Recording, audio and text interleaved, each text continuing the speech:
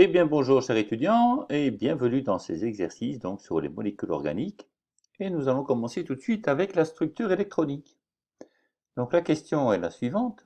Donnez le nombre d'électrons célibataires et de doublets non liants dont dispose le chlore ayant un numéro atomique Z est égal à 17 sur sa couche externe. Voilà. Eh bien la question elle est claire, concise, concrète, elle est petite, elle est facile à répondre. Et je t'y engage, vas-y. Réponds tout de suite. Arrête ta vidéo, papier, crayon, et c'est parti. Et voici donc la solution à cet exercice. Donc, comme le numéro atomique est égal à 17, cela veut dire que l'atome de chlore a 17 électrons. Ok. Donc sa structure électronique va être du type K, on va mettre 2 électrons. Sur la couche L, on va pouvoir mettre jusque 8 électrons, ça en fait 10 de placés. La couche suivante, sur la couche M, on va donc pouvoir mettre 7 électrons également. Et donc il y aura 7 électrons sur la couche externe. Et donc les règles de remplissage nous permettent de déduire qu'il y a un électron célibataire et 3 doublets non liants. Donc 3 doublets non liants. Donc si je regarde la couche externe, ce que je vais avoir dessus, c'est un électron célibataire ici. Ici, je vais avoir un doublet non liant. Un doublet non liant ici. Et encore un doublet non liant ici. Voilà, donc si je regarde la couche externe, que je représente par ceci, hop, on aura un électron célibataire et 1, 2, 3 doublets non liants sur la couche externe. Voilà, et donc ceci termine déjà cet exercice qui, ma foi, était fort facile. A tout de suite pour le suivant, à bientôt.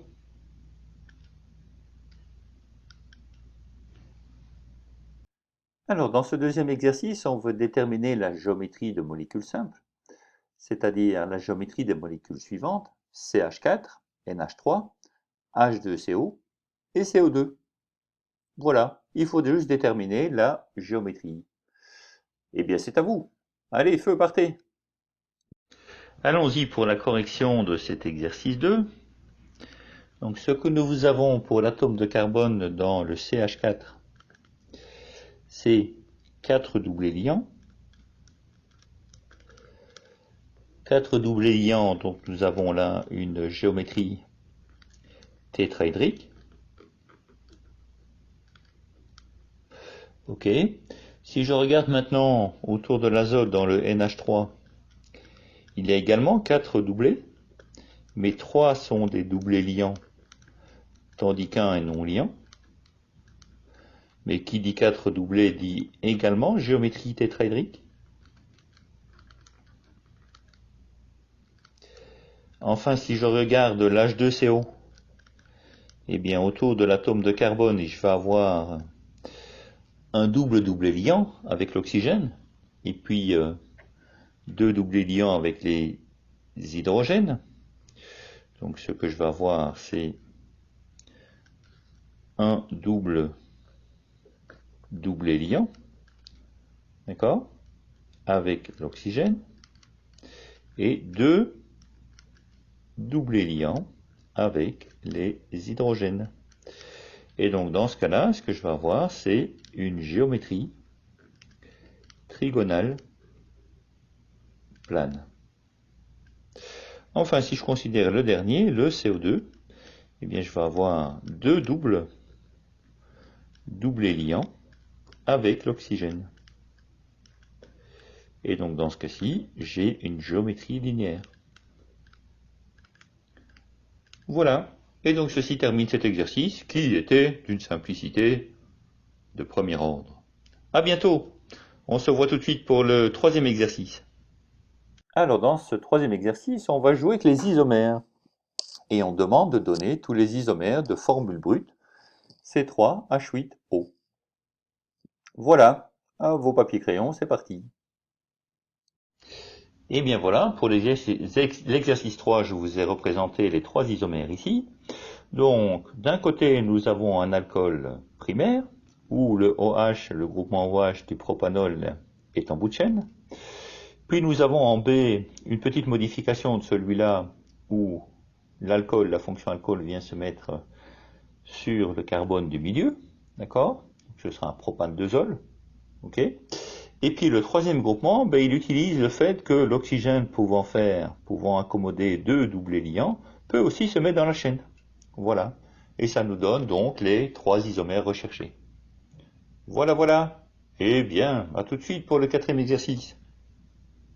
Alors, dans ce quatrième exercice, on a différentes formules. L'illustration ci-dessous représente l'acide chloroéthanoïque. L'atome de chlore est représenté en vert, c'est celui-là. Alors, comme d'habitude, les oxygènes sont en rouge, les carbones ici en gris, et les petits en blanc, là, sont les hydrogènes.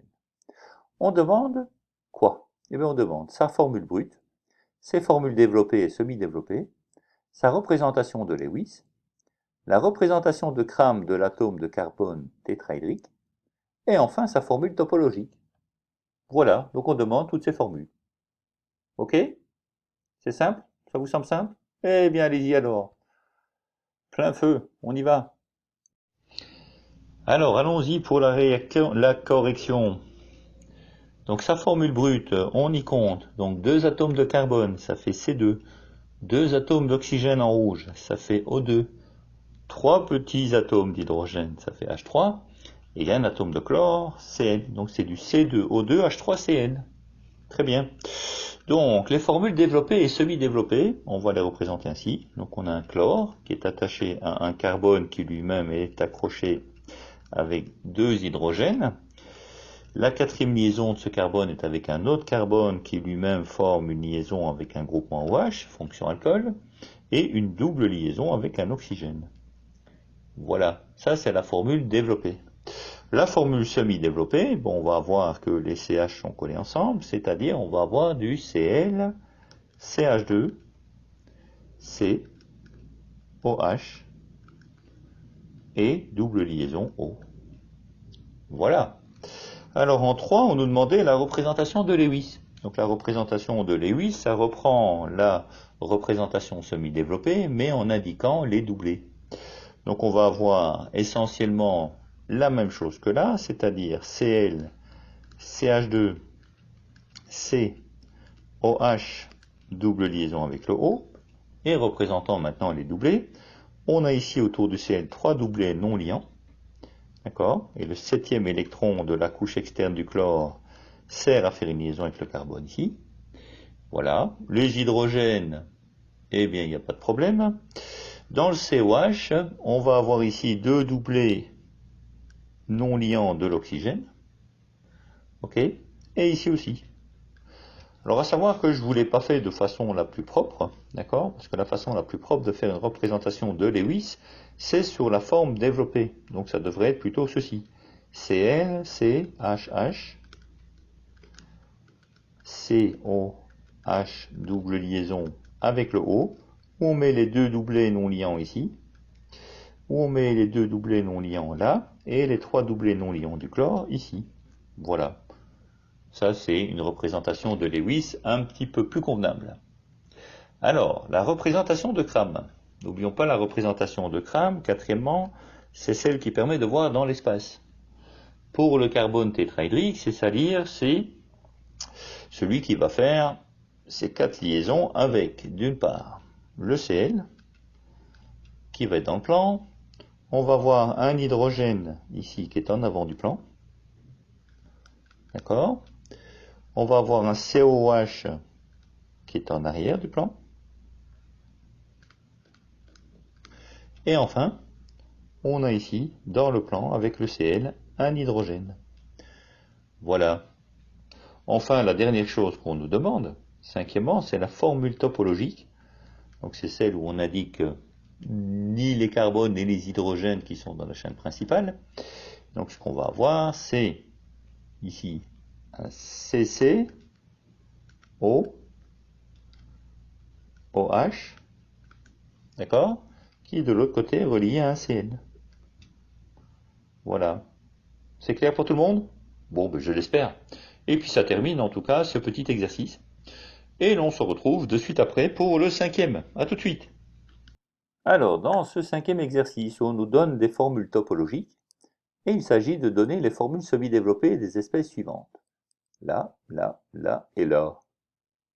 Enfin, on a ici des formules qui sont semi-développées, et on demande d'en donner les formules topologiques. Ok? Donc on va dans un sens, et là on va dans l'autre. C'est bon? C'est clair? Allez alors, allez-y. Bon travail. Alors, premièrement, dans cet exercice 5, les formules semi-développées qu'on cherche sont, alors, pour la première, on a un CH-CH2, ok, qui est relié lui-même à un CH3, ok, et de l'autre côté, on va avoir un CH3 et un Cl. Voilà, pour la première molécule. Pour le deuxième, on va avoir une liaison CC, et donc là, il va y avoir 3 hydrogènes. Là, il y a une double liaison avec l'oxygène, et on finit avec la fonction alcool. Voilà pour celui-là.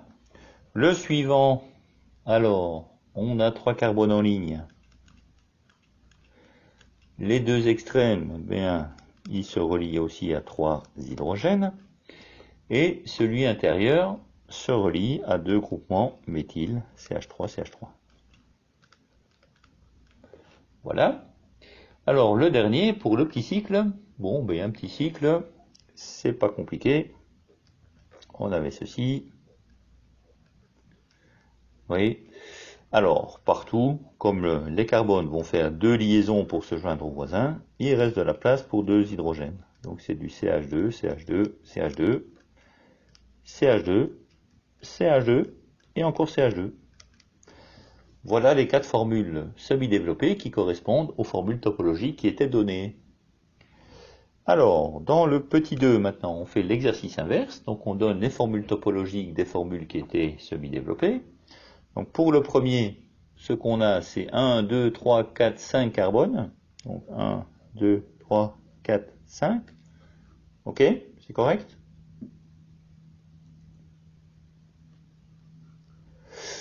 Est-ce que c'est bon? Oh ben non, c'est pas bon. Hein, 1, 2, 3, 4, 5, ça s'arrêtait là.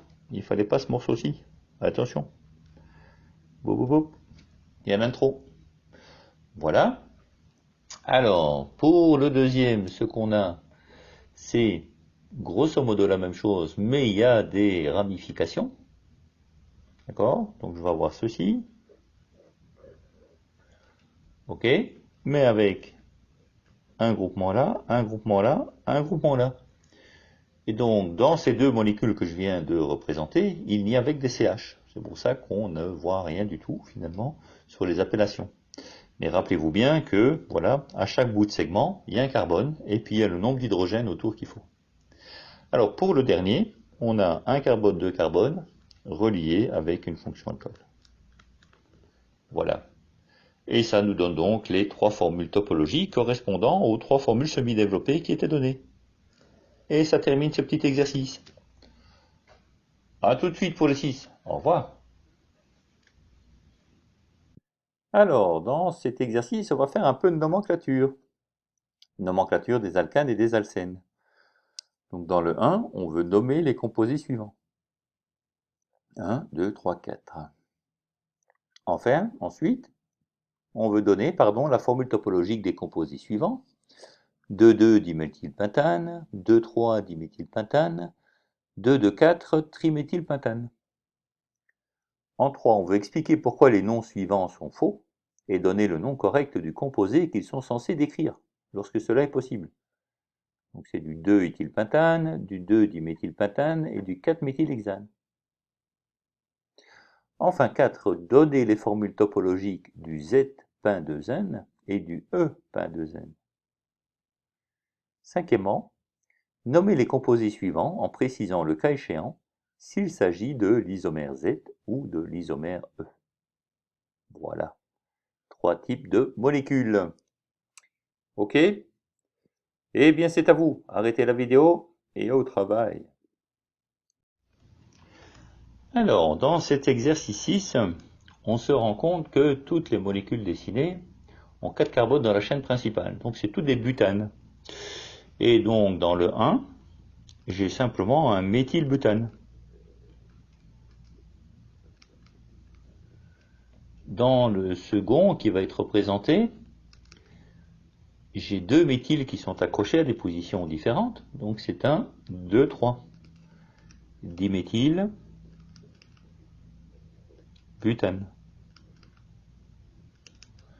Pour le suivant, j'en ai encore 2 d'accrochés, mais à la même position, d'accord, qui sont du 2,2, diméthylbutane. N'oubliez pas qu'on compte de façon à voir les nombres les plus petits.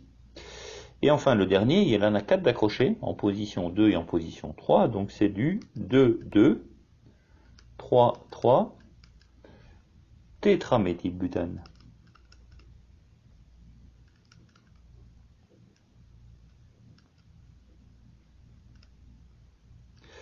Voilà, ça c'est pour la première série. Pour la deuxième série, on demande les formules topologiques des molécules qui sont là-bas citées. Alors, qu'a-t-on?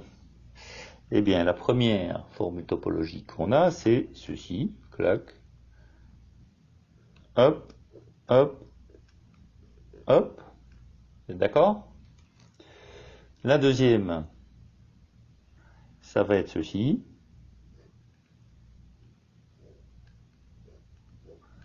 avec 2 ramifications, une là et une là.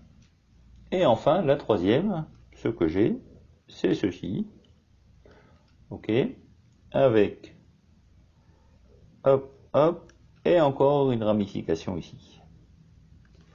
Voilà les 3 formules topologiques. Alors, pour le 3, si je voulais représenter du éthyle 2-éthylpentane, alors, un pentane, c'est un C, C, C, C, C, d'accord?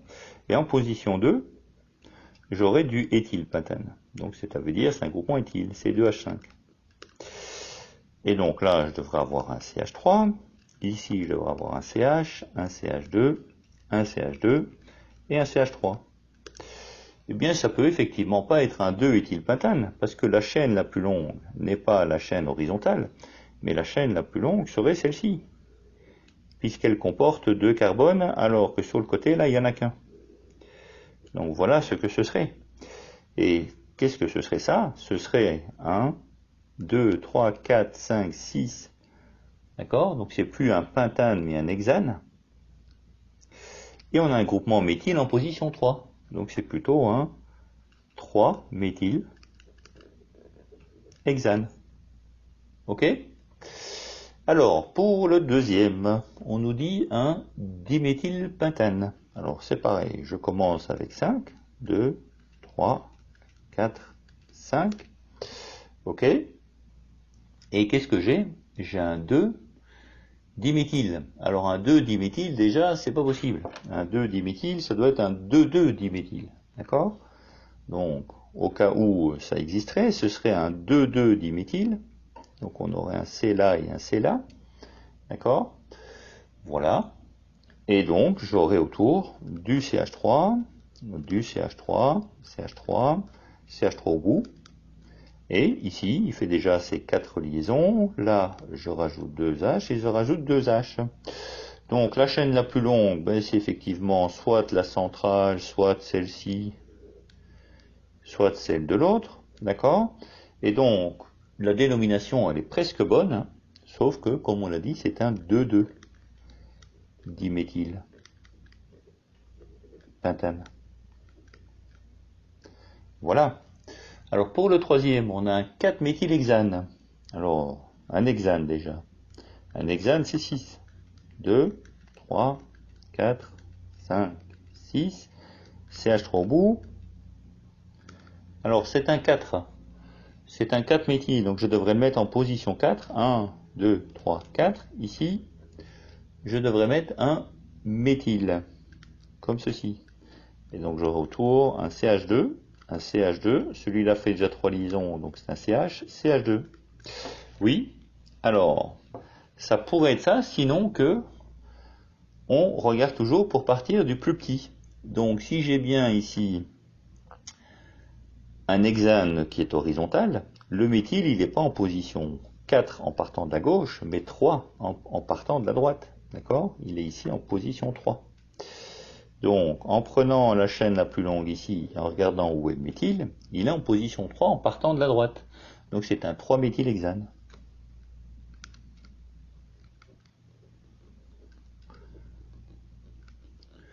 Voilà, voilà. Ok? Alors, ensuite, pour le point 4, on nous demande de donner les formules topologiques du Z-pentène et du 2-pentène. Qu'est-ce que ça va être ça? Alors, les voilà. 4. On va voir le premier qui est ceci. Tac, tac, tac. Ok. Et le deuxième qui va être ceci. Ok. Voilà. Donc vous avez du Z-pentène et du E-pentène, à chaque fois en position 2. D'accord? Celui-ci est en position 2, celui-ci est en position 2, et on a le Z et on a le E. Donc le Z, c'est celui-là, et le E, c'est celui-là. Voilà, voilà. Et ceci termine donc cet exercice 6. Et nous passons tout de suite au 7e. Alors, dans cet exercice 7, nous voulons les autres nomenclatures. Pour chaque composé ci-dessous, en tirer son éventuel groupe fonctionnel ou caractéristique et le nommer. Indiquer sa famille, sa classe éventuelle et son nom systématique. Donc voilà, on en a 1, 2, 3, 4, 5, 6, 7, 8, 9. Hop là. Et pour les experts, voilà un petit dernier si vous vous sentez d'attaque. Ok? Allez alors, allez-y, papier crayon, c'est à vous de jouer. Alors voici les solutions. Donc pour la première molécule, le groupe fonctionnel là c'est une double liaison carbone-carbone. Donc c'est de la famille des alcènes. Et le nom, c'est ce qu'on appelle un E4-méthyl-2-pentène. J'ai bien dit? Non, je n'ai pas bien dit. Donc c'est E4-méthylpente-2N. Voilà. Donc le groupement, la double liaison, elle est en position 2. C'est pour ça que c'est un pin-2N. Et on a un méthyle en position 4. Et c'est un E pour N-Gegen. D'accord? Donc c'est une configuration E. Alors le deuxième, voici ce qu'on a. Le groupe fonctionnel ici que l'on voit, c'est un groupe amide, donc de la famille des amides. Le nom, eh bien c'est un 2-méthylpropanamide. Le suivant, ici, on a un groupe fonctionnel qui est un hydroxyde, famille des alcools. Classe, eh bien, on voit que c'est un alcool tertiaire parce que le carbone auquel il est relié est fixé lui-même à 3 carbones, d'accord? Ou 3 groupements alkyles en tous les cas. Son nom, c'est un 2-méthylbutane-2-ol. Pour le suivant, le groupe fonctionnel, c'est un CO. C'est donc un carbonyle de la famille des cétones. Ce serait un aldéhyde si ce CO serait en bout de chaîne. Mais il n'est pas en bout de chaîne, il est ici, en deuxième position. D'accord? Donc c'est une cétone. Quel est le nom de cette cétone? Eh bien, c'est un méthylbutanone. Butanone, parce qu'il y a 1, 2, 3, 4 carbones dans la chaîne principale, donc c'est bien butane. Groupement cétone, donc ça fait un on, butanone, et il y a un méthyle ici.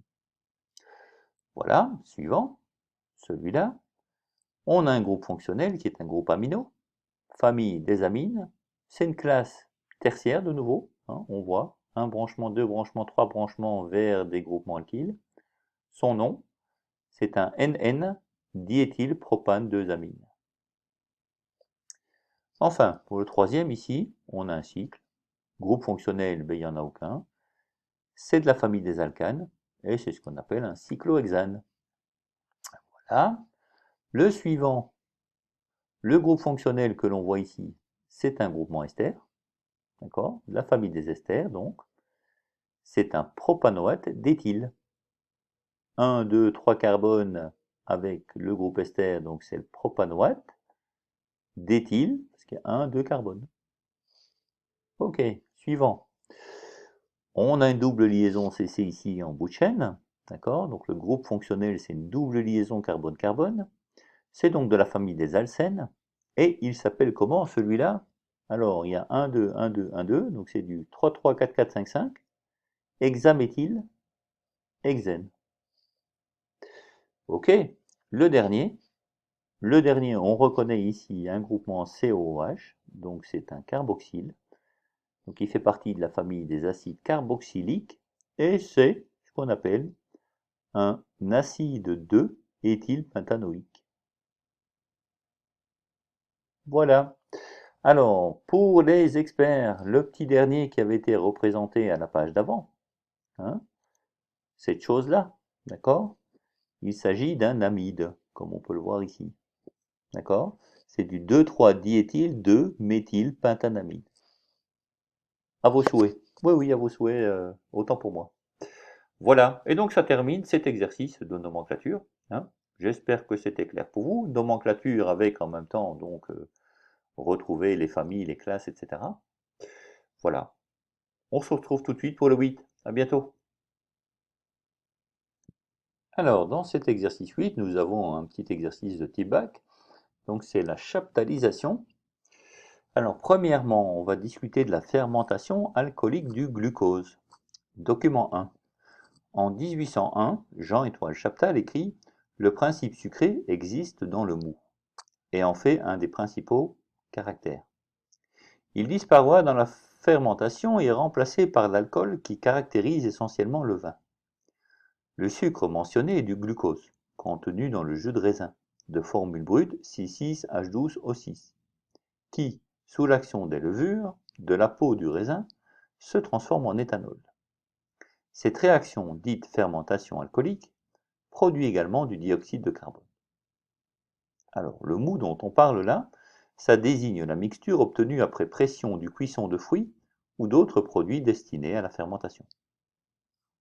Les questions par rapport à ce document 1 sont les suivantes. On veut représenter la formule topologique de l'éthanol de formule brute C2H6O. On se demande alors quelle est la classe de l'éthanol. Et troisièmement, décrire l'équation de la réaction de formation de l'éthanol lors de la fermentation alcoolique du glucose. Enfin, dans la partie 2, on voit plutôt la fermentation alcoolique du saccharose, document 2.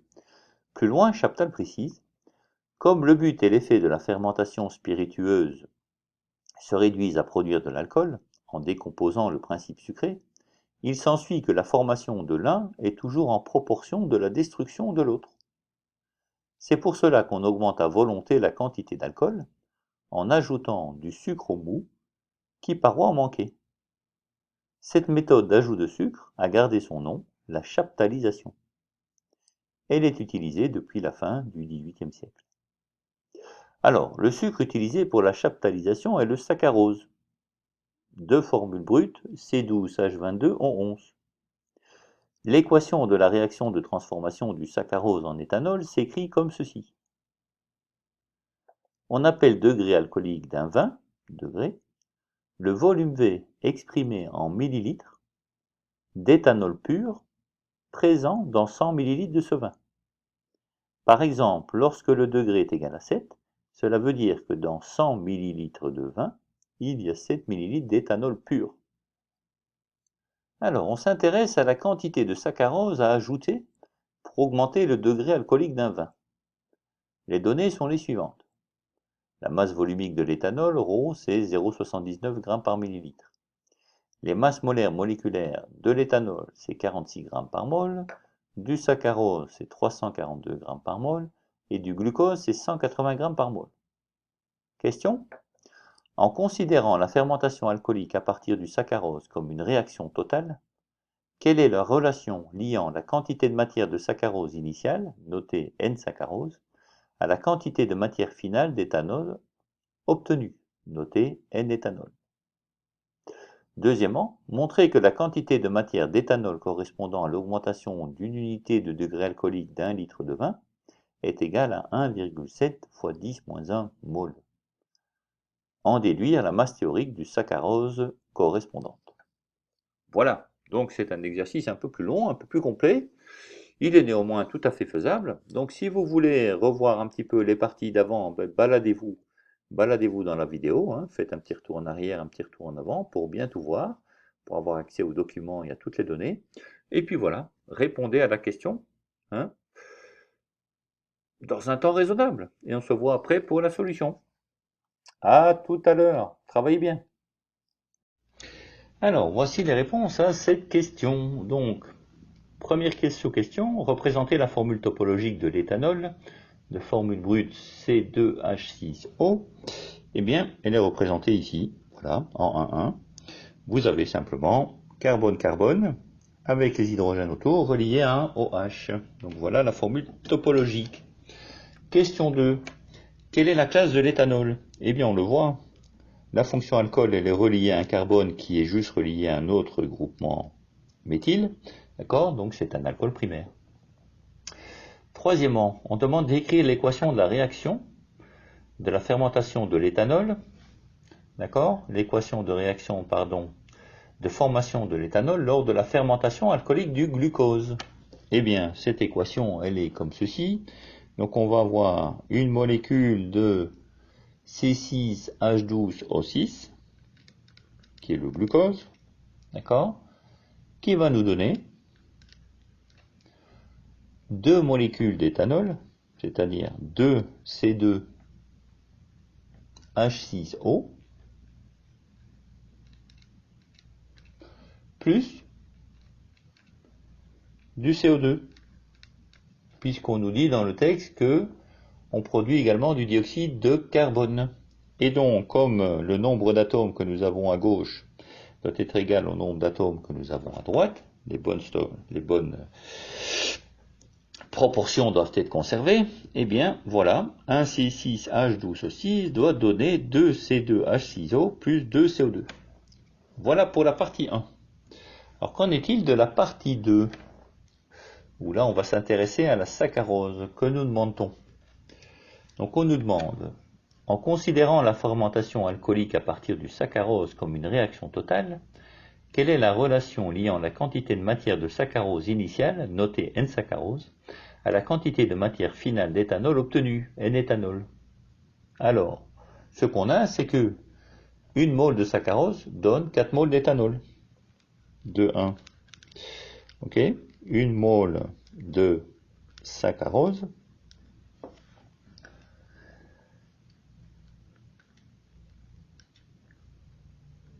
donne 4 moles d'éthanol.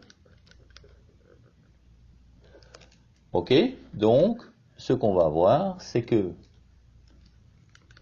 le nombre de moles d'éthanol, que je vais noter Ne pour être un peu plus court, sera égal au nombre de moles de saccharose fois 4. Voilà. De façon relativement simple. 2.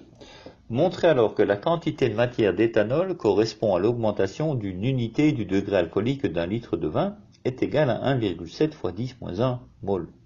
En déduire la masse théorique de saccharose correspondante. Alors, ce qu'on sait, c'est que, point 2, 1 degré, ça correspond à 10 ml d'éthanol par litre de vin.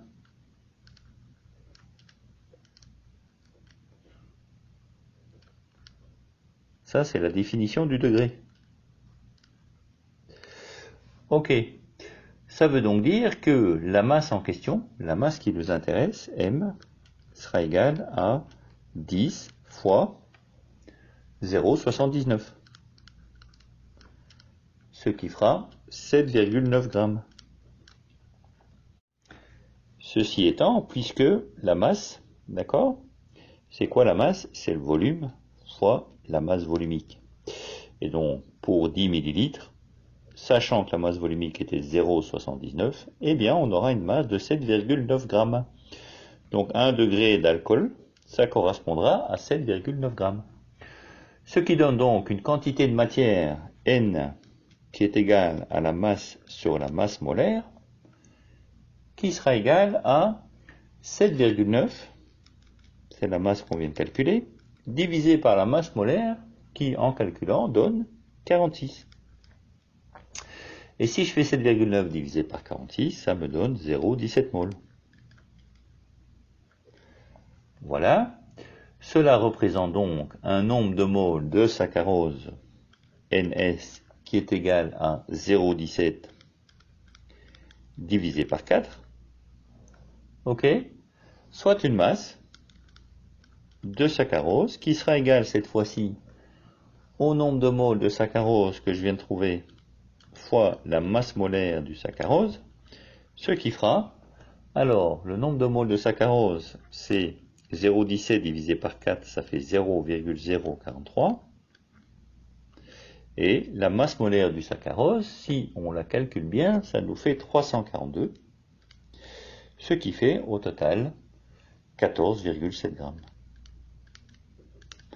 Voilà, donc il faut 14,7 grammes de saccharose pour faire ça. OK? Et ceci donc termine cet exercice numéro 8. A tout de suite pour le 9. Au revoir. Alors, dans l'exercice 9, on nous parle de molécules chirales et carbone asymétrique.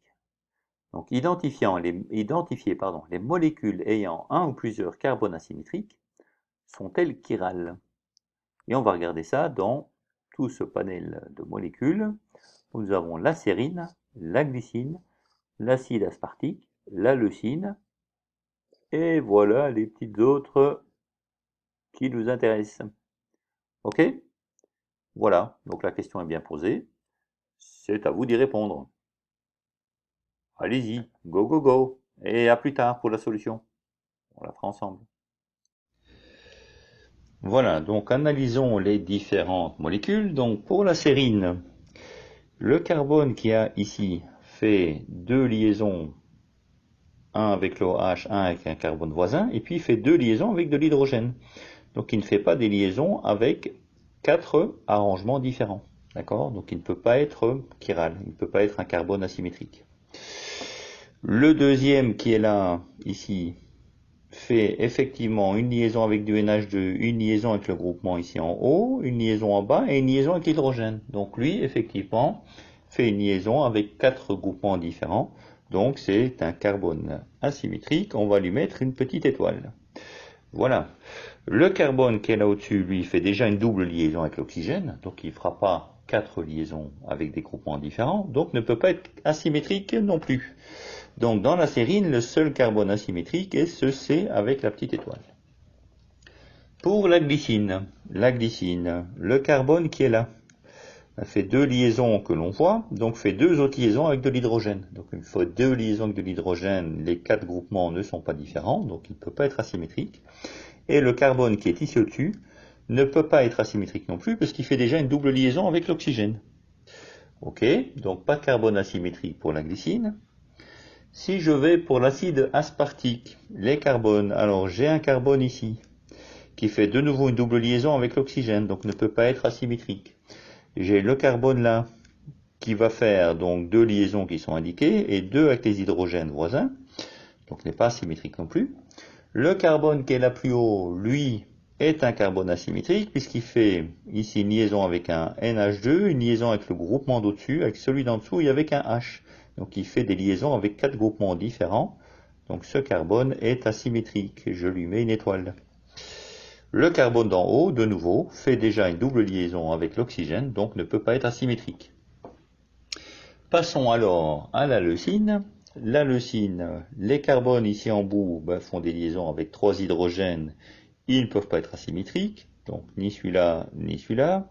Celui-là fait trois liaisons ici, d'accord, avec des groupements voisins, mais il y en a deux qui sont semblables. C'est des CH3, CH3.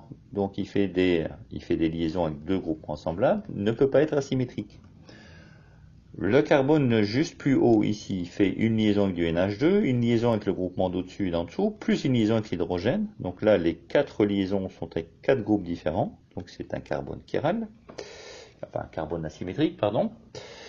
Et puis là plus haut, nous avons un dernier carbone qui fait encore une double liaison avec l'oxygène, donc ce n'est pas un asymétrique. Donc au final, nous avons un carbone asymétrique pour la sérine, pour l'acide aspartique et pour la leucine. Et comme nous avons des molécules avec un seul carbone asymétrique, eh ben, ces molécules sont chirales. Voilà.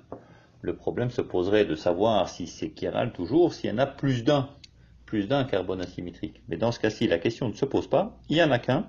Donc les trois molécules avec un seul carbone asymétrique sont des molécules chirales. Donc la sérine, l'acide aspartique et la leucine. Voilà, et ça termine donc cet exercice numéro 9. Et nous allons nous voir tout de suite pour continuer avec le 10.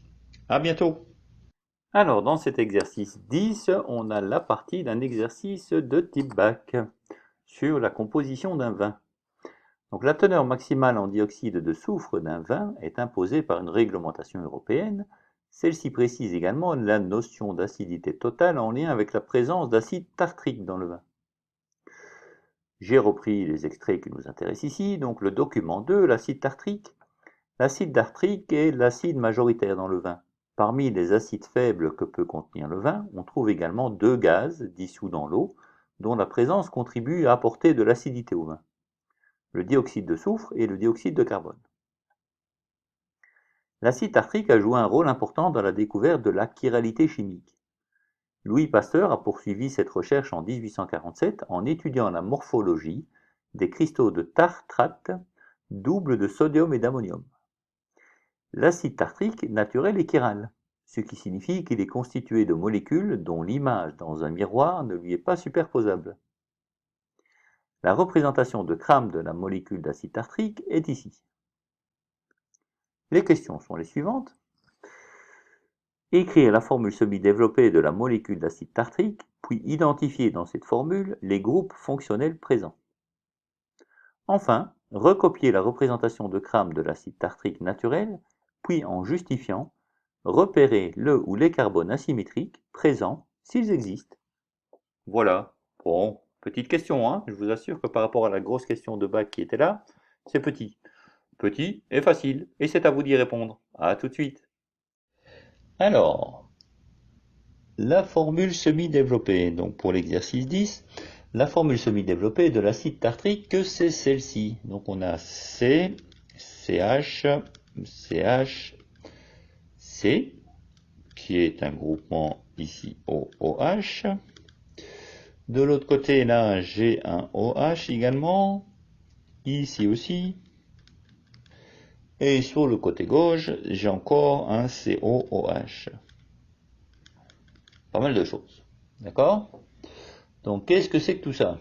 Alors, je vois ici un groupement hydroxyle, deux groupements hydroxyle. Ok, ça c'est fait. Et je vois aussi deux groupements carboxyles qui sont des COOH. Donc ça, c'est ce qu'on appelle un groupement carboxyle. Et ça, c'est un autre groupement carboxyle. Donc voilà. Voilà les groupements ici fonctionnels que je peux y voir. Ok. Ça, c'était la sous-partie 1. En sous-partie 2, qu'est-ce qu'on nous demande?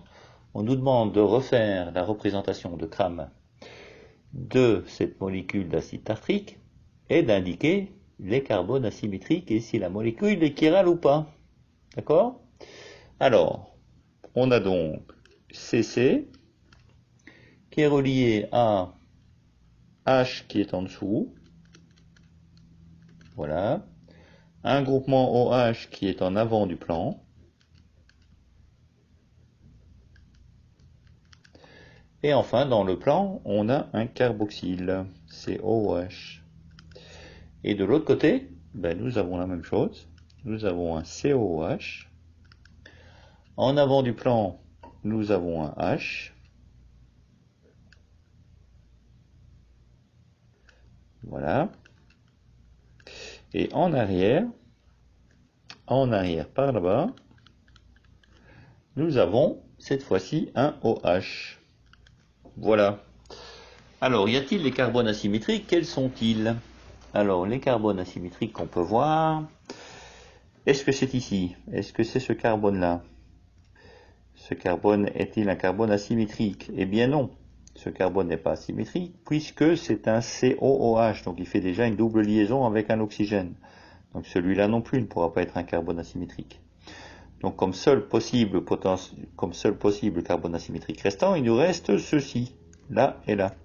Sont-ils asymétriques? Eh bien, il faut regarder le nombre de groupements, d'accord, auxquels ils sont liés. S'il y en a bien 4 déjà, et si les 4 sont différents. Donc je fais je fais une liaison avec un groupement carboxyle, avec un groupement hydroxyle, avec un H et avec un autre C. Donc oui, là, les 4 liaisons se font avec des groupements différents. Donc ce carbone est asymétrique.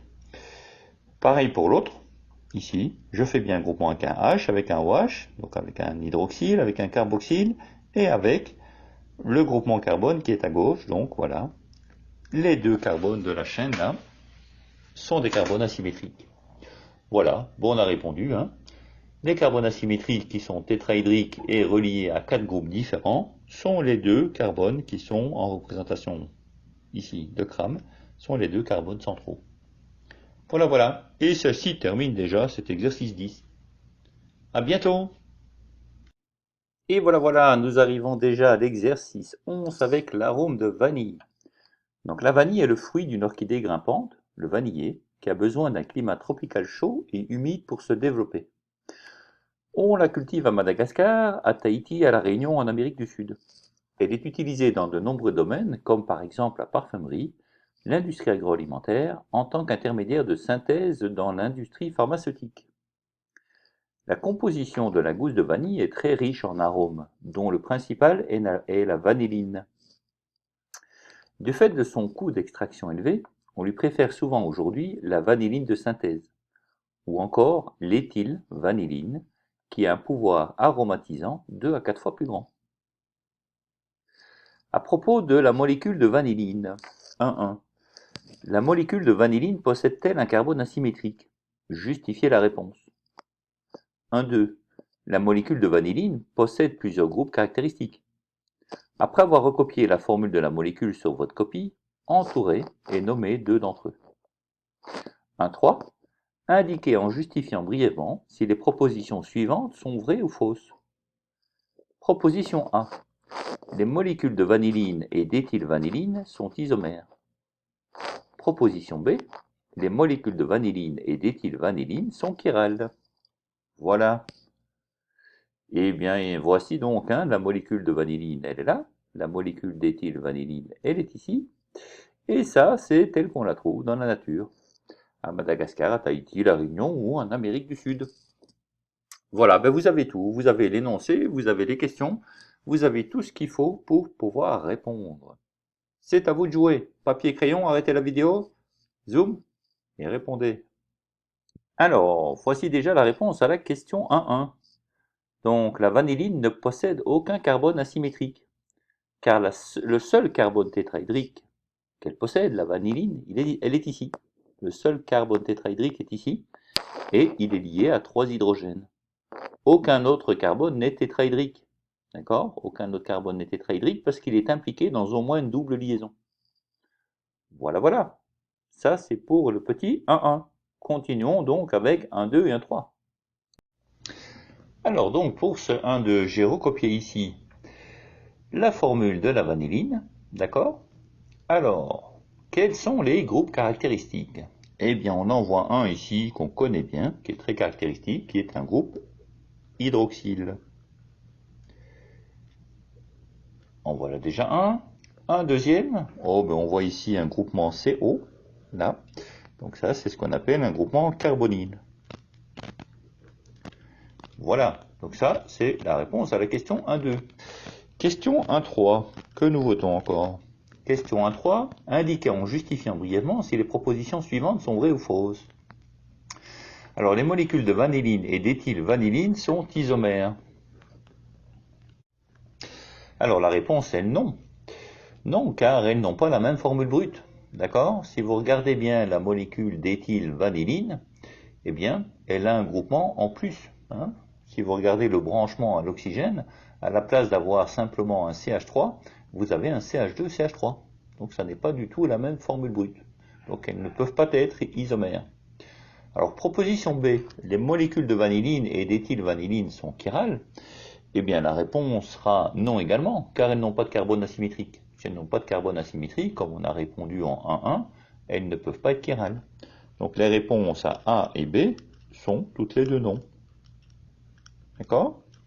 La A, parce qu'elles n'ont pas la même formule brute, la B, parce qu'elles n'ont pas de carbone asymétrique.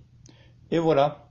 Et ça termine déjà cet exercice 11, qui était une partie d'exercice de type bac. Ok? Voilà. Allez, on se voit par après pour le 12 alors. À tout de suite. Alors, pour la question 12, la question est, est-ce que les molécules suivantes, donc d'abord AB, sont énantiomères ou des molécules identiques? Et puis même question pour CDE. Est-ce que les molécules sont des énantiomères, l'une par rapport à l'autre, ou des molécules identiques? Voilà. Donc il faut là se rappeler ce que sont des énantiomères. Ok? Et puis vous pourrez répondre à la question. Allez, c'est à vous de jouer. À tout de suite pour la solution. Alors, commençons avec les premiers, A et B. Donc l'idée est ici de mettre la liaison CH vers l'arrière, dans les deux cas, liaison CH vers l'arrière, et voir si l'arrangement, l'ordonnancement des atomes se fait dans le même sens. Donc on voit que si je mets le H vers l'arrière, j'ai BR qui tourne sur Cl qui tourne sur H dans le sens des aiguilles d'une montre. Ici, pareil, si je mets H vers l'arrière, je vais avoir BR qui tourne sur Cl qui tourne sur H dans le sens des aiguilles d'une montre. Donc en fait, ces deux molécules sont identiques. Ok? Voilà. Alors qu'en est-il maintenant de CDE? Alors pour CDE, la façon de le faire ici, ça va être de faire le même principe. Donc on va mettre les molécules de H vers l'arrière. Et on va faire ça pour C, pour D et pour E. Alors je vous remonte ce qui se passe en face avant. Donc si vous mettez la liaison CH vers l'arrière, vous allez avoir pour la molécule C que CH3 vient ici, que BR vient là, et que Cl vient ici. Et donc on a une configuration comme ça, où le C central est ici, et le H par derrière. D'accord?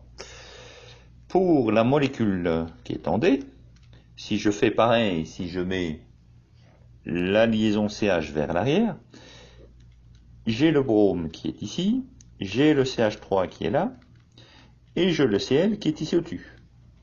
Voilà ce que j'ai. Vous voyez bien ce que je fais? J'espère que vous me suivez. Pour le troisième, si je mets le H vers l'arrière, d'accord, c'est-à-dire que je dois tourner la molécule pour faire ça, et de ce fait-là, vers l'avant, en face avant, j'ai le Br qui devient gauche, j'ai le CH3 qui vient ici, et j'ai le Cl qui est en haut. Alors, avec ce fameux H donc vers l'arrière, que se passe-t-il? Bien, lorsque je tourne, comme je faisais en A et B, prenons par exemple le cas du D, lorsque je tourne Br sur Cl sur CH3, hop, ça se passe dans le cas des aiguilles d'une montre. Pour la molécule E, si je tourne Br sur Cl sur CH3, c'est aussi dans le sens des aiguilles d'une montre. Par contre, si je regarde ce qu'il y avait en C, si je tourne Br sur Cl sur CH3, ça se passe dans le sens inverse des aiguilles d'une montre. Ok? Donc, que puis-je dire à partir de ça? Mais je peux dire que C et D sont des énantiomères. Je peux dire que C et E sont des énantiomères. D'accord? Donc, ce sont des images dans un miroir, mais qui ne sont pas superposables. Et enfin, D et E sont identiques, puisque lorsque je mets H, la liaison CH vers l'arrière, les deux tournent dans le même sens pour faire l'arrangement Br sur Cl sur CH3. Voilà. Et ça finit donc toute cette série. Donc pour rappel, A et B étaient identiques, C et D sont énantiomères, C et E sont énantiomères, et D et E sont identiques. Voilà, voilà. Allez, à tout de suite pour le 13. Portez-vous bien. Alors, dans cet exercice, on vous demande de donner les énantiomères d'acides aminés. Donc, on veut représenter ici les deux énantiomères de la sérine ainsi que ceux de la leucine. Bon, vous allez me dire, c'est quoi la sérine? C'est quoi la leucine? Eh bien, c'était dans l'exercice 9 pour les formules. Donc, vous pouvez faire machine arrière. Voilà, vous pouvez faire machine arrière dans les feuilles pour aller retrouver quelles étaient les formules de la sérine et de la leucine. Et puis, vous répondez aux questions. Voilà, à bientôt pour la solution. Donc, voilà, j'ai fait mon travail. J'ai été rechercher les formules de la sérine et de la leucine. Les voici. Et en même temps, rappelez-vous, dans l'exercice 9, on avait déterminé quel était le carbone asymétrique dans ces molécules. Et donc, c'est celui qui est là, représenté par l'étoile. Donc, si je regarde maintenant les deux énantiomères de la sérine, je vais donc avoir d'une part ce carbone asymétrique qui est ici, qui est relié à un NH2, d'accord, qui est relié à un CH3OH qui est dans le plan. Et enfin, j'ai deux autres liaisons qui sont faisables, l'une avec le COH, donc le carboxyle, ici, qui est en avant de la feuille, et la dernière liaison se faisant là-bas derrière avec l'hydrogène. Donc voilà, ici, une des configurations, donc un énantiomère. Pour le second, qu'est-ce que je peux avoir? Bien, pour le second, je vais avoir la représentation suivante, c'est-à-dire toujours le NH2 ici dans le plan, d'accord? J'ai le CH3OH qui est toujours dans le plan aussi, mais de l'autre côté. Voilà. Et puis enfin, j'ai cette fois-ci le COOH qui est du côté gauche en avant de la feuille. Voilà, donc devant. Et j'ai le H qui est là-bas derrière. Ok? Donc ce sont bien deux énantiomères. Ce sont deux molécules qui sont images l'une de l'autre par un miroir, mais qui sont non superposables. Et on voit que le miroir, dans ce cas-ci, il est simplement comme cela. Clac. Ok? De sorte que le COH qui est à gauche se retrouve à droite, toujours devant. D'accord? Le CH3OH qui était dans le plan se retrouve à gauche, toujours dans le plan. Le NH2 est au même endroit. D'accord? Et le H qui était en bas de la feuille à gauche devient en bas de la feuille à droite. Voilà deux énantiomères à travers ce plan pi. Ça, c'est pour la sérine. Qu'en est-il de la leucine? Alors, la leucine, donc le carbone asymétrique était celui-ci. Donc, j'ai toujours, comme pour le précédent, un C NH2 vers le haut. J'ai cette fois-ci quelque chose qui est un petit peu plus long vers là-bas, vers le bas. Donc, j'ai 1, 2, 3, C, c'est un C3H7 qui est là-bas dans le plan. Et j'ai la même chose, grosso modo, pour la sérine. J'ai toujours mon CaOH qui vient ici en avant du plan. D'accord? Et l'hydrogène qui part là-bas derrière, en arrière du plan. Et si je regarde son énantiomère par le miroir, je prends ici une réflexion par un même miroir qui est celui-ci, puis ce que je vais avoir, c'est NH2, d'accord? L'hydrogène qui était en bas de la feuille à gauche, devient en bas de la feuille à droite, tout simplement. Voilà. Le C3H7 qui était dans le plan à gauche, eh bien, il vient dans le plan, qui était dans le plan à droite, pardon, devient dans le plan à gauche. Et le COH qui était en avant de la feuille à droite, en avant de la feuille à gauche, pardon, devient en avant de la feuille à droite. Voilà. COOH. Et donc on voit bien ici les deux énantiomères de la leucine, comme on avait précédemment les deux énantiomères de la sérine. Ces deux molécules finalement étant très semblables, le seul changement qui est entre les deux, c'est que ici, on avait un CH3OH, d'accord, pour la sérine, tandis que pour la leucine, le changement se fait ici avec un C3H7. Voilà. Et ceci nous termine l'exercice 13. Ok? Tout va bien? Vous vous sentez toujours bien? Eh bien tant mieux, on continue alors. Alors, dans cet exercice 14, on va parler de l'anesthésie, qui est aussi un exercice de type bac, en tout cas un morceau. Donc pendant longtemps, la chirurgie a été confrontée au problème de la douleur des patients. Ne disposant d'aucun produit permettant de la soulager, le médecin ne pouvait pratiquer une opération à vif du patient. L'éther diéthylique était connu depuis le XVIe siècle, mais ce n'est qu'en 1840 que William T. G. Morton eut l'idée de l'utiliser afin d'endormir un patient. Et il fallut attendre l'automne 1846 pour que, dans deux amphithéâtres combles, le docteur John Warren, assisté de William Morton, réussit deux opérations chirurgicales indolores pour les patients. L'anesthésie venait de naître et allait permettre un essor bien plus rapide de la chirurgie. Voilà. Donc il y a beaucoup de blabla, donc vous voyez ici, on va continuer avec les documents et les questions. Il y a toujours un petit peu de blabla dans les questions de bac, mais voilà, ce qu'il faut faire, c'est passer à travers, aller vite, hein, plus ou moins vite, comme vous savez lire, mais de sorte à savoir ce qui est exactement écrit ici et là, pour que quand vous aurez les questions, vous sachiez situer où sont les données. D'accord? Donc il ne faut pas passer 3 heures à lire les énoncés, mais il faut y passer néanmoins suffisamment de temps pour savoir où sont les données pertinentes. Ok, donc un remplaçant de l'éther diéthylique. À l'heure actuelle, du fait de son extrême inflammabilité, de ses nombreux effets secondaires, de sa toxicité ainsi que du risque élevé de dépendance qu'il entraîne, l'éther diéthylique n'est pratiquement plus utilisé comme anesthésiant, et d'autres molécules beaucoup plus spécifiques l'ont remplacé. C'est le cas par exemple de la kétamine, qui contient un mélange équimolaire de deux molécules ci-dessous. La molécule A, qui est représentée là, et la molécule B, qui est représentée ici. Question. Étude de molécules de kétamine.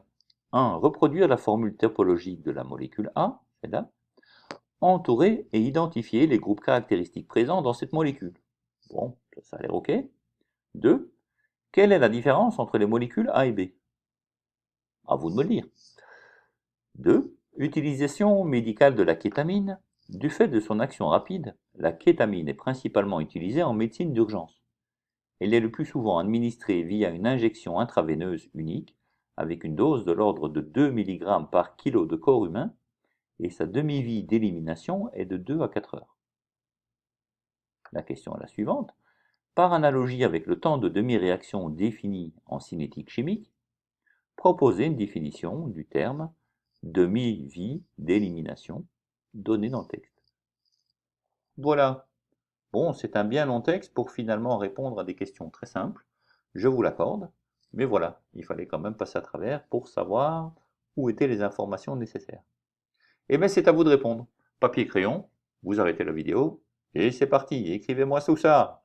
Noir sur blanc, clair et net, bien propre.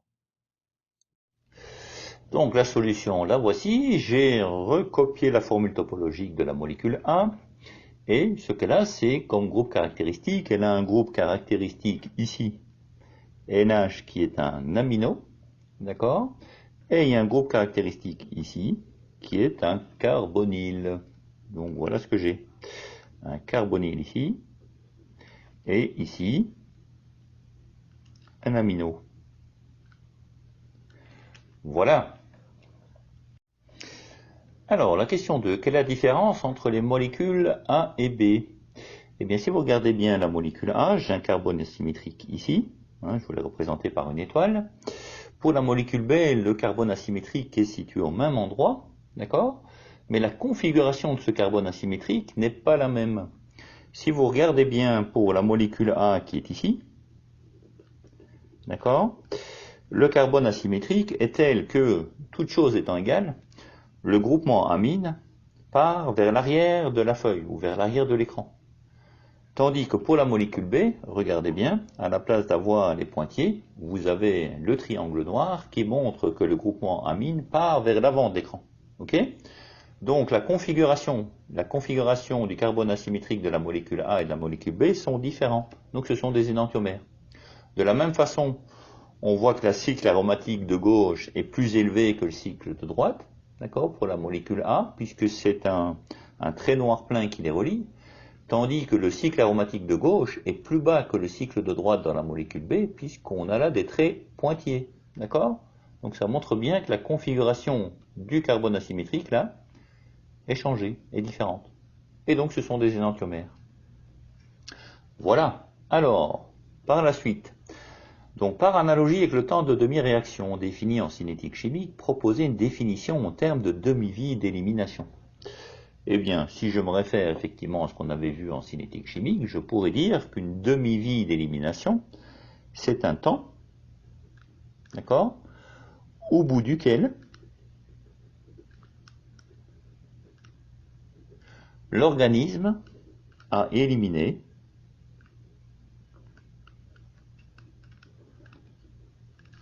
quoi? Bien, la moitié, a éliminé la moitié, d'accord? La moitié de quoi?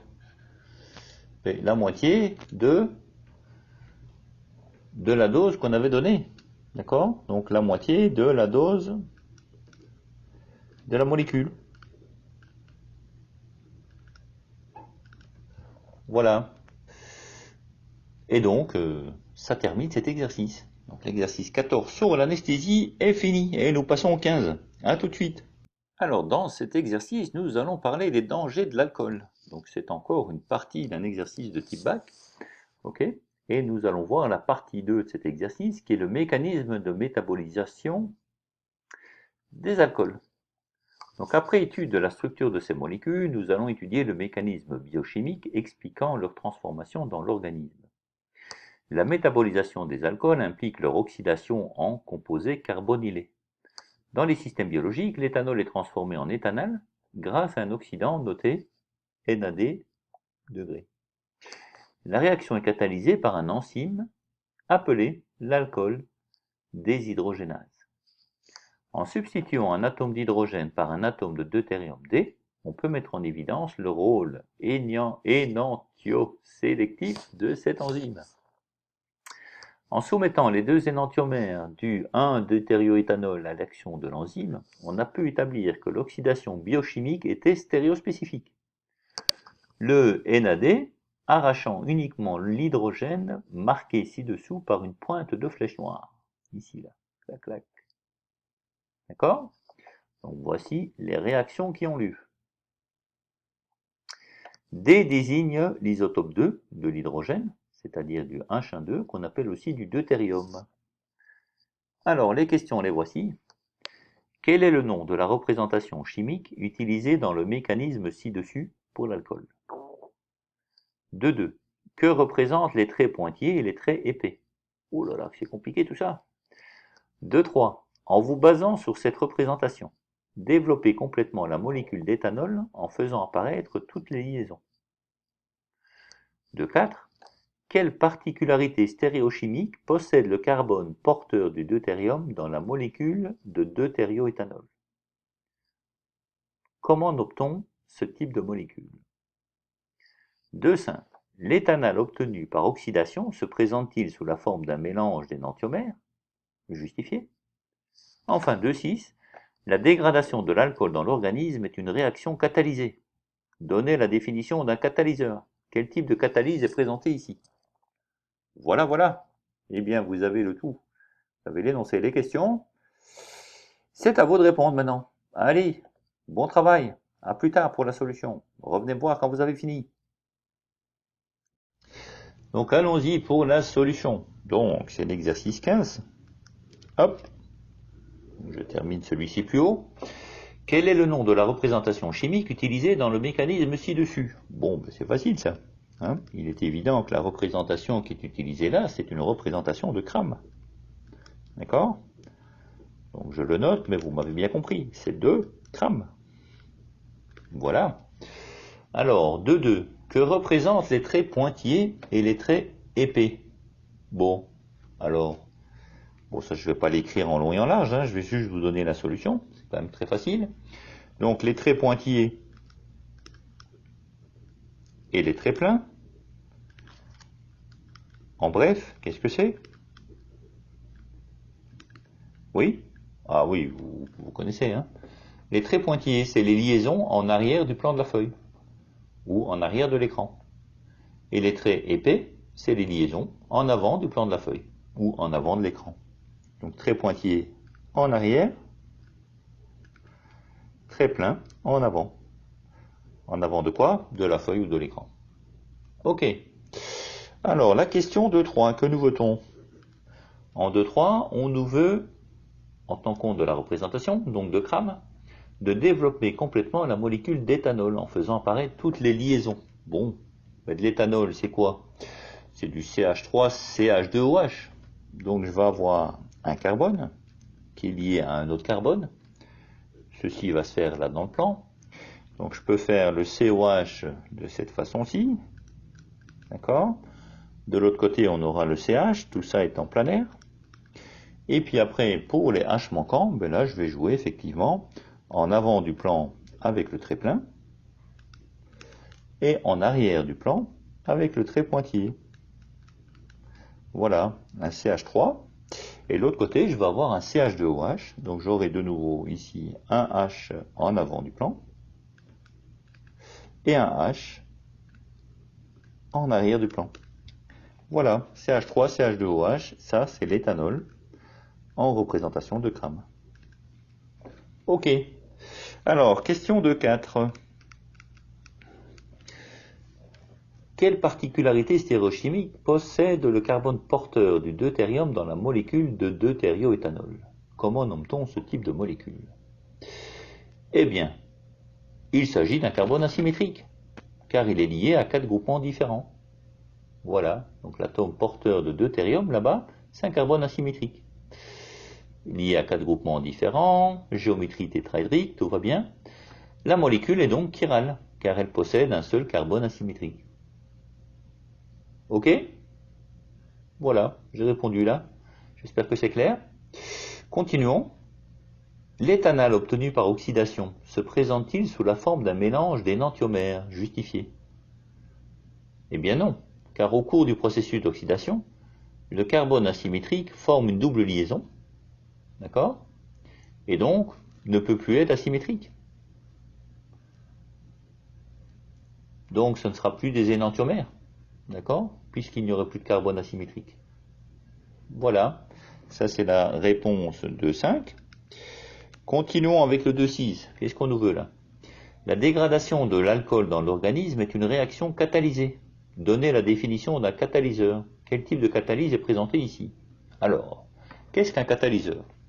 Bien, c'est une espèce chimique qui augmente la vitesse d'une réaction, mais dont la quantité finale est la même que la quantité initiale. D'accord? Ce qui veut dire qu'elle participe à la réaction, mais ce n'est pas ni un réactif ni un produit de la réaction. D'accord?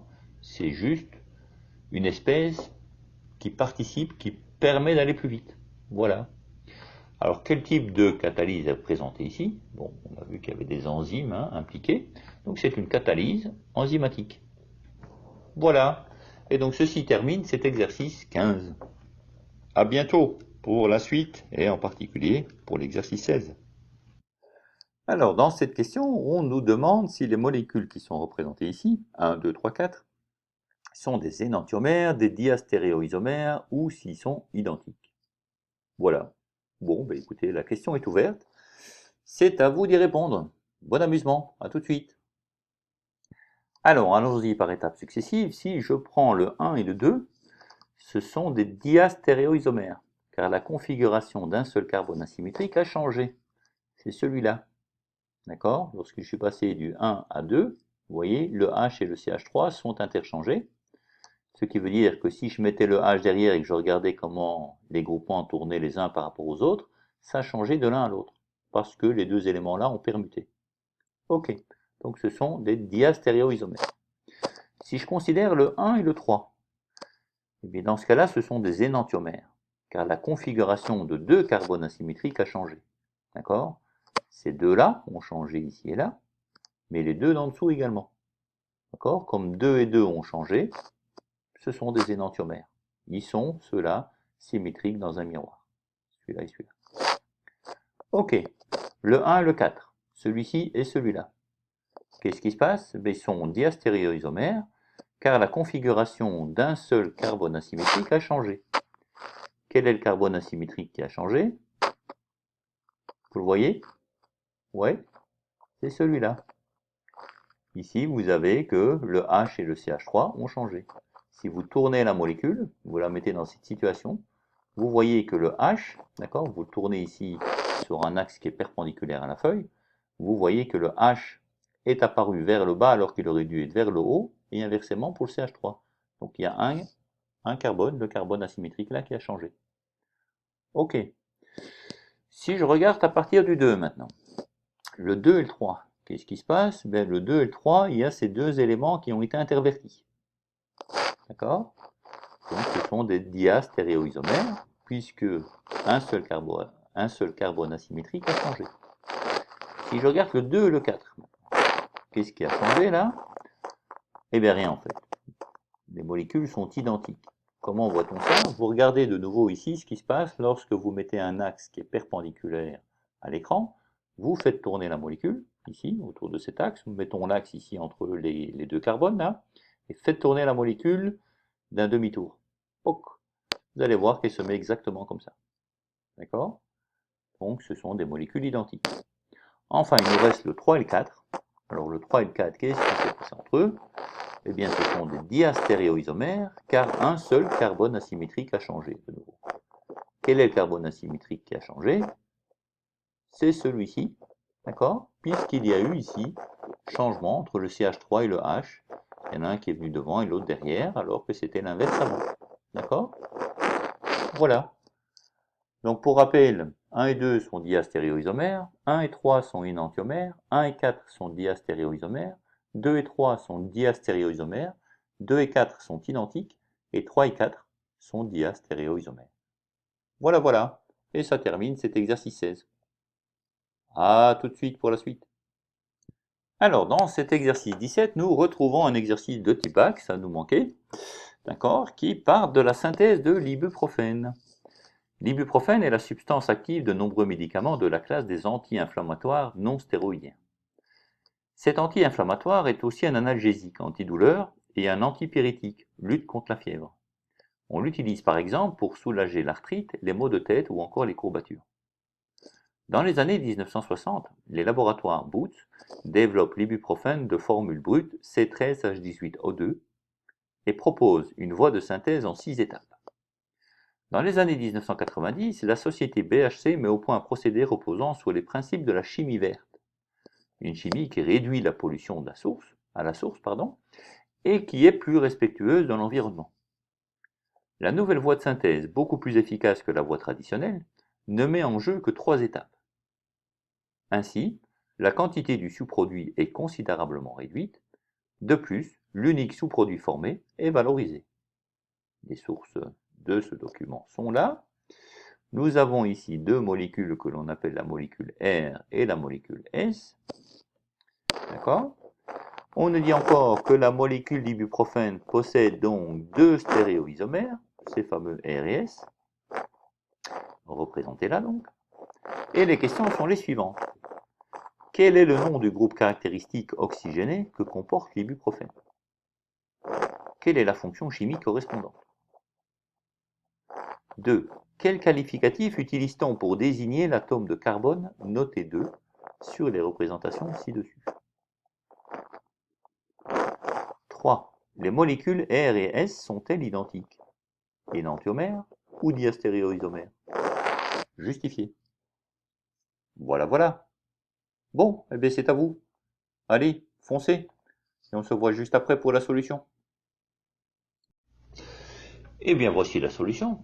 Donc, quel est le nom du groupe caractéristique oxygéné que comporte l'ibuprofène? Quelle est la fonction chimique correspondante? Eh bien, je vous l'ai représenté ici sur la feuille. Donc, la fonction qui comporte les oxygènes, là-bas, elle est en bout de course. OK? C'est un groupe carboxyle. Vous voyez, c'est un COOH qu'on écrit aussi souvent comme ceci. OK. Donc, groupe carboxyle. Voilà. Quelle est la fonction chimique correspondante? Eh bien, la fonction chimique, c'est une fonction acide carboxylique.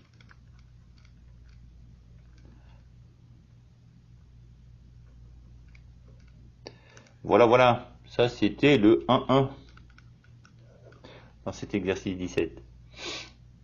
Alors, le 2. Quel qualificatif utilise-t-on pour désigner l'atome de carbone noté 2? Noté 2 sur les représentations ci-dessus.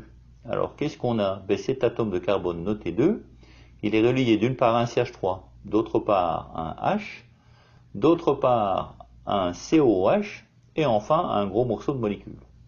Donc, c'est un carbone clairement qui est tétrahydrique, et dont les 4 groupements donc, qui sont attachés sont tous différents. Donc, c'est ce qu'on appelle, oui, c'est ça, c'est ce qu'on appelle un carbone asymétrique.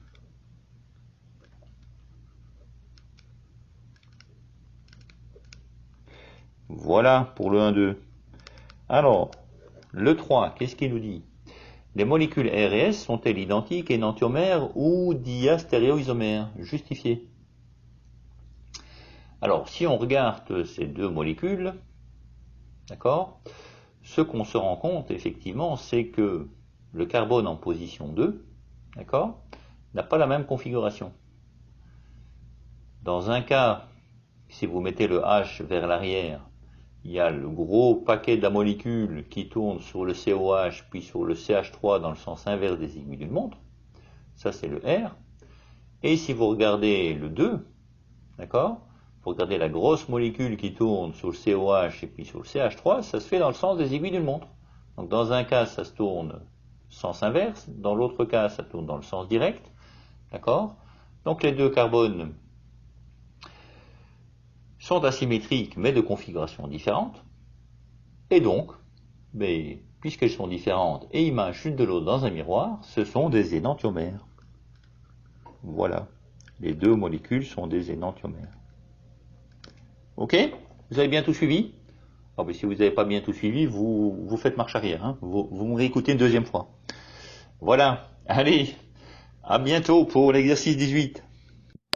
Alors, nous voici bien heureux, car c'est le dernier exercice de ce module. Ah, ça y est, vous respirez, hein, c'est bon. Donc, il s'agit des conformations du fluoroéthanol. Donc, il existe une infinité de conformations pour la molécule de fluoroéthanol. Voici deux d'entre elles, ce qu'on appelle la conformation A et la conformation B. Ok. Par analogie avec l'éthane, on demande d'identifier les conformations éclipsées et décalées. Préciser laquelle serait a priori la plus stable.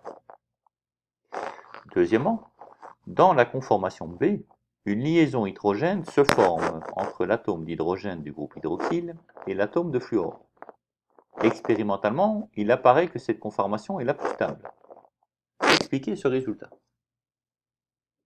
Et bien voilà, c'est à vous pour ce dernier exercice. Donc, arrêtez la vidéo, papier crayon, hop, vous le résolvez, et vous revenez voir juste après pour vérifier votre solution. A tout de suite.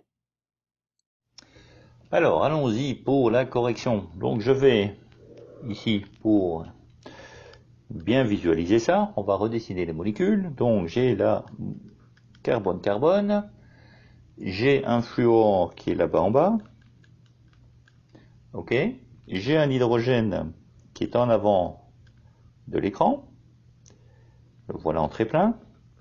Et puis dans le plan, j'ai un hydrogène ici. Ok. Alors pareil, si je regarde le côté droit, j'ai ici en avant du plan de la feuille ou du plan de l'écran, j'ai un hydrogène. J'ai vers l'arrière un autre hydrogène. Et enfin dans le plan vers le dessus, j'ai le OH. Alors, par analogie avec l'éthane, qu'est-ce que j'ai? Est-ce que j'ai là une conformation éclipsée ou décalée? Alors, ça peut être compliqué dans la représentation de Crabbe, et ici je veux vous montrer ce qui se passe si vous mettez ça plutôt dans la représentation de Newman. Donc dans la représentation de Newman, vous regardez ici, d'accord, votre œil est là, et vous regardez le carbone de l'avant et le carbone de l'arrière, et vous essayez de la représenter suivant une autre configuration.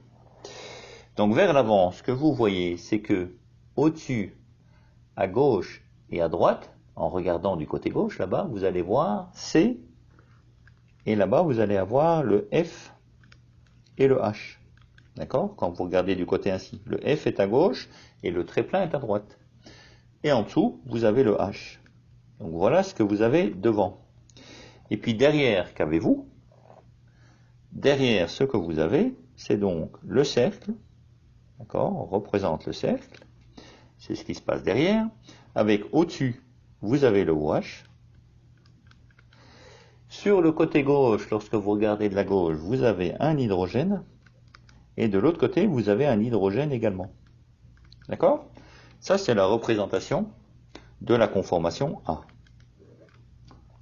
Ok. Et bien ça, c'est ce qu'on appelle une représentation décalée. D'accord? Voilà. Par analogie avec les alcanes, si on veut, hein, les éthanes en particulier, c'est la représentation décalée. Alors, je ne vais pas remontrer maintenant la conformation B, je ne vais pas la dessiner sous forme de Crabbe, mais je vais la faire directement sous forme de Newman. Donc ce qu'on a là de nouveau, c'est en regardant de gauche, le carbone est au centre, et j'ai les hydrogènes de part et d'autre. Ok? Et le fluor au-dessus. Et ce qui se passe derrière, c'est que je vais avoir mon petit cercle, là, ça c'est ce qui se passe derrière, et j'ai mon OH qui est là tout de suite. Ok? et les H qui sont juste à côté. Clac, clac, et ici. Voilà. Et ce que j'ai là, c'est ce qui s'appelle donc la conformation B. C'est la conformation éclipsée. Voilà. Donc voilà la décalée et voilà l'éclipsée. Laquelle serait a priori la plus stable? Eh bien, la plus stable, c'est toujours la décalée. Et donc la conformation éclipsée, elle, est la moins stable. Pourquoi? Parce que dans le cas de la conformation éclipsée que l'on a ici, d'accord, il y a des répulsions entre les hydrogènes voisins et le fluor et le groupement hydroxyle. D'accord? Et ces répulsions augmentent l'énergie du système. Voilà, c'est des répulsions du volume, dues au volume. Donc c'est du stérique qu'on appelle ça. Ok. Deuxième question, qu'est-ce qu'on nous veut là? Dans la conformation B, une liaison hydrogène se forme. Donc entre l'atome d'hydrogène, qu'on voit bien, et celui de fluor. En effet, ils sont proches, donc on peut former une liaison hydrogène. Donc il apparaît que cette conformation est la plus stable. Bon. Mais en fait, l'existence de la liaison entre l'hydrogène et le groupe OH, l'hydrogène du groupe OH et l'atome de fluor, fait que pour changer la conformation, il faudrait la casser. Une fois cette liaison formée, la molécule donc tendra à garder cette conformation. Et c'est pour ça qu'elle est plus stable. D'accord? Donc en fait, même si la conformation là est éclipsée, comme il y a une liaison H qui se fait entre le groupement OH et le fluor, la conformation là est très stable. D'accord? Et il faut fournir beaucoup d'énergie pour casser cette liaison H. Voilà. Donc c'est pour ça que c'est stable. Et avec ça, ça termine. Ça termine toute notre série d'exercices dans ce module. Et donc voilà, je vous salue bien bas. Je vous souhaite une bonne fin de journée. Et j'espère vous revoir donc très bientôt dans un prochain module pour de nouvelles explorations scientifiques. À très bientôt. Au revoir.